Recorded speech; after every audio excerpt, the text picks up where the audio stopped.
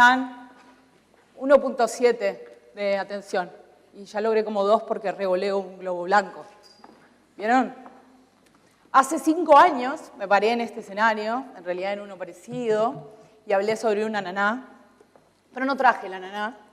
Así que esta vez no voy a hablar de un globo blanco, pero traje un globo blanco. Y van a tener que tener paciencia para llegar al final y entender por qué. ¿Por qué digo que nos están puntuando a todos? Voy a hablar mucho de scoring, porque lamentablemente en español no hay una palabra tan linda y tenemos que hablar de puntuar, que es medio fea.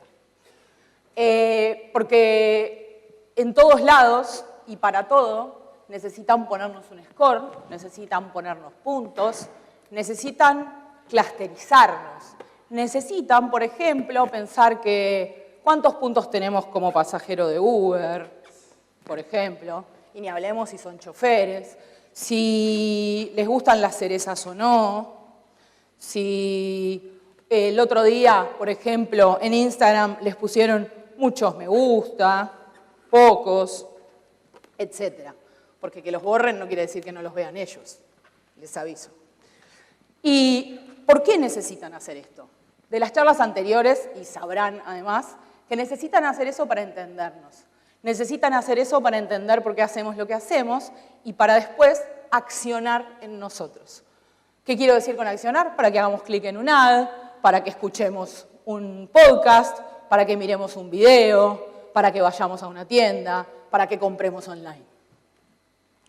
Pero, ¿cuál es el problema de eso? Si de última, a mí qué me importa, podrán decir, no pasa nada. El problema, yo ya sé que me compré algo.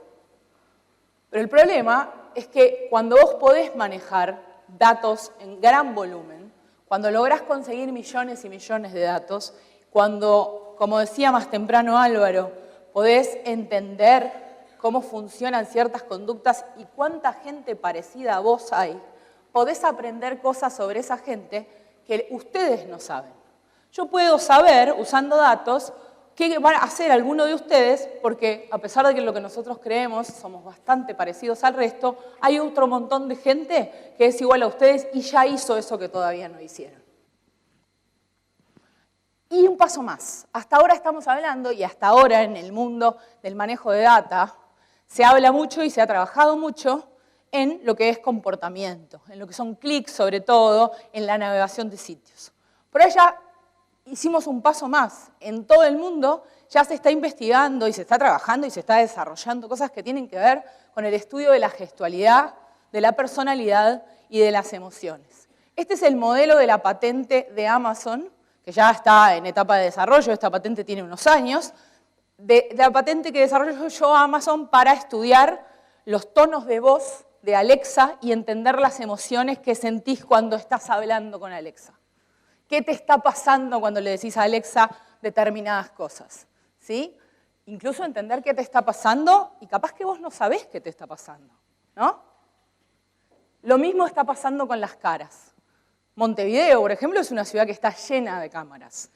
Los datos que están en esas cámaras también permiten analizar la gestualidad de todos ustedes. Netflix está trabajando y trabaja en patentes y en desarrollos para entender lo que nos pasa con el contenido a partir de la gestualidad que hacemos. Porque no lo puse en mi presentación, pero yo también tapo las cámaras de las computadoras. Tengo cositos para taparlas. ¿Cómo se construye el score de una persona? En base a todas estas cosas que les contaba.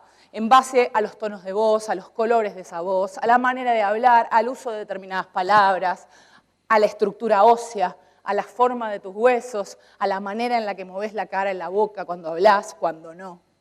Con la postura del cuerpo. Por ejemplo, ahora ustedes ven que me muevo sin parar porque algún poquito nerviosa estoy de estar parada acá con tanta luz que me apunta.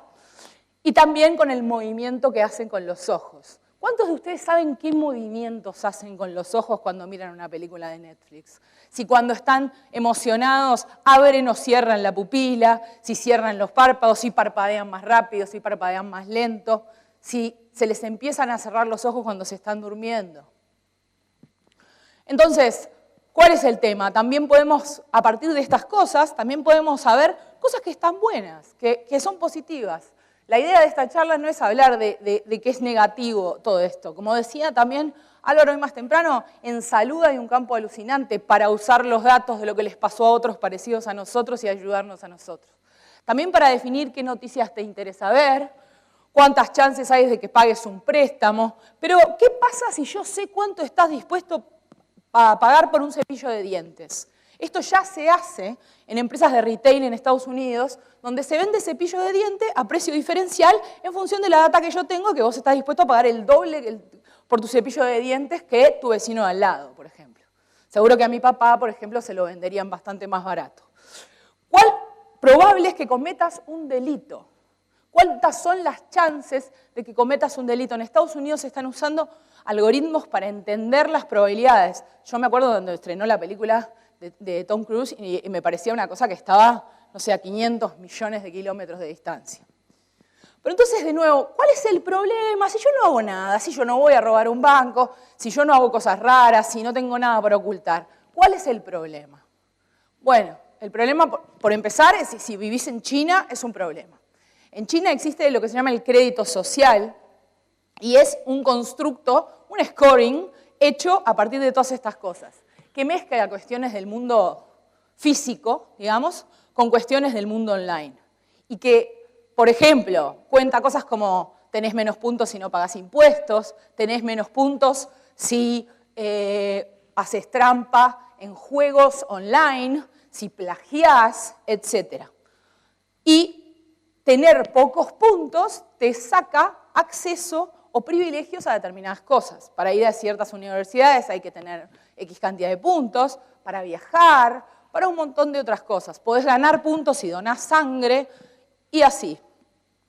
El costo del error se vuelve algo enorme. No sé ustedes, pero yo 2x3 miro redes sociales y me alegro tanto de que cuando tenía 15 no había Facebook.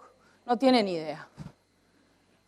¿Qué delira esta mujer? Miró Black Mirror, ¿qué onda? Se la comió Black Mirror. Están todos pensando eso. Lo puse porque sabía. No, saben que no, que en realidad no. Esto, como les contaba, está pasando. ¿Y está mal que esté pasando? Insisto. No, no está mal, ni está bien, pero hay que saber qué está pasando para entender qué está pasando. ¿Sí? Por ejemplo, plantearse problemas respecto de este tema. ¿Qué pasa con lo que se llaman los comportamientos biométricos? ¿Sí? Walmart tiene una patente con lectores de datos biométricos en los carritos de supermercado. La idea, que es muy interesante, todavía no la implementó, pero la tiene patentada, es muy interesante. ¿Cuál es? Es, si vos estás paseando por un supermercado y te está por dar un infarto, esos sistemas le avisan a la cajera del supermercado que te está por dar un infarto. Pero ese sistema también sabe que te late fuerte el corazón cuando pasás por al lado de la heladera de la cerveza o la de los helados, que estás a dieta, muerto de hambre, y cuando pegás la vuelta para la fiambrería, está ahí el jamón crudo que te saluda. ¿Sí? Y eso también está bueno saberlo. También hay otra cosa que se llama, digamos, que hay un sesgo en los algoritmos. Los algoritmos los hace gente. Todo lo que hace gente tiene margen de error. ¿Sí? Entonces, porque tendemos a pensar que un algoritmo es una cosa perfecta, y no, están muy buenos, pero tienen sesgo. ¿Qué puede pasar? En Estados Unidos, como les decía, hay varios sistemas que se desarrollaron para estudiar algorítmicamente las poblaciones carcelarias, con el objetivo de reducir, porque está bueno que en general estas cosas tienen buenas intenciones y consiguen cosas que están buenas, para entender los comportamientos, sobre todo para entender las chances de reincidencia de un preso que ya está preso. Y además para entender esos comportamientos y evitar un problema que supongo que conocerán, y es la cantidad de gente en las cárceles. Estados Unidos es uno de los países con más presos del mundo. También para, por ejemplo, asignarle penas no carcelarias a gente con la chance de rehabilitarla, estudiando que el algoritmo indica que las chances de que cometa otro delito son muy bajas, entonces lo mejor no es meterlo dentro de una cárcel. ¿Sí? ¿Pero qué pasó? Y pasó que el algoritmo, por ejemplo, en general, tiene la tendencia a indicar por las variables que se le asigna, como por ejemplo pobreza, vivir en determinados barrios, etcétera, a que no saben. Tiene la tendencia a indicar que la chance de reincidir en un afroamericano es bastante más alta que en un blanco. ¿Sí? Y eso es un problema. Otra cosa que pasa con estos sistemas es el scoring el tracking doméstico, perdón. El orden se me traspapela. ¿El tracking doméstico qué quiere decir? Esta cosa de que Amazon me va a traer las cosas adentro de la heladera antes de que se me acaben. Está buenísimo. Yo me olvido siempre de comprar leche, por ejemplo. Siempre creo que es la última y en algún momento no es la última, ¿no? Y otra cosa que me descompensa es que en mi heladera no haya tomate. Es como un problema. Entonces a mí me encantaría abrir la heladera y que Amazon sepa que necesito tomate. ¿Cuál es el problema? Y que yo cuando me pongo medio bajón, por ejemplo, me da por comer azúcar, demasiado azúcar. Y entonces si yo abriera la heladera y de golpe apareciera 1 kilo de helado, que no tengo por gusto, para cuando me viene así como la cosa de la tarde que baja el sol, pónganle, ¿sí? Y abrís la heladera y está ahí el helado que no estaba. ¿Qué onda? ¿Y si diabética?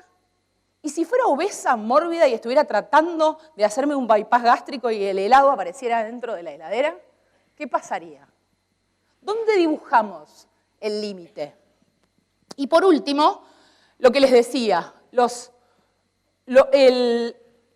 sesgos de algunas poblaciones, que sí un poco lo veíamos en la población afroamericana, pero que también empiezan a pasar para otras cosas. Tiene que ver, por ejemplo, con la tecnología biométrica que mide la cara, ¿sí? Por ejemplo, van a desaparecer las tarjetas. Yo ahora me acabo de sacar una tarjeta de identidad que uso porque la dejé dentro del bolsillo y me pesaba y tengo 83 cosas en el bolsillo. Muchos de ustedes deben marcar tarjeta con una tarjeta de esas que tienen elástico, las perdés, tenés 83 millones de contraseñas que ya no sabés ni cómo te llamás, hay 200 estudios que dicen que no hay que usar la misma para todos, todos usamos la misma para todos. Entonces yo vengo y te digo, a partir de ahora con tu cara abrís todo, hasta la puerta de tu casa. Ponés la cara así y se abre la casa. ¿Ah? Los baños se van a abrir así. Pero ¿qué pasa, por ejemplo, si eso que se construye usando modelos de caras parecidas, por ejemplo, en un baño, vos no tenés la cara de una mujer normal y la puerta del baño no se abre? Te parás adelante de la puerta del baño de mujeres y no se abre. ¿Qué pasa si sos una mujer trans? ¿La puerta del baño se abre? ¿Qué pasa? Esto no es un invento mío, está siendo analizado y estudiado porque ha pasado en varios de los estudios que se han hecho para implementar estos sistemas en el mundo. ¿Sí? Entonces, ¿cuál es el tema cuando yo hablo de que nos están midiendo a todos? Nos están midiendo y no está mal, pero tenemos que saber que nos están midiendo. ¿Por qué? Y porque, como dice el amigo Miles Davis, saber es libertad y la ignorancia es esclavitud. Así que cuando salgan al mundo, sepan que los están midiendo. Muchas gracias.